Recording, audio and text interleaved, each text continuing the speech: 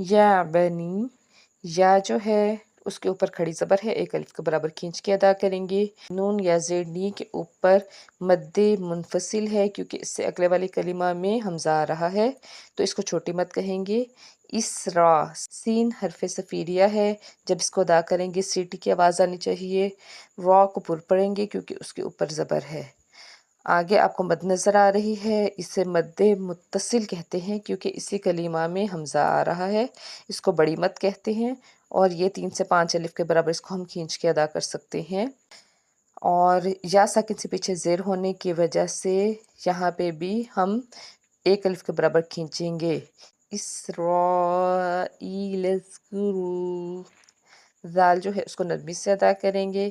آگے را کو پر پڑیں گے کیونکہ اس کے اوپر پیش ہے، واو ساکن سے پیچھے پیش ہونے کی وجہ سے ایک الف کے برابر کھینچ کے ادا کریں گے۔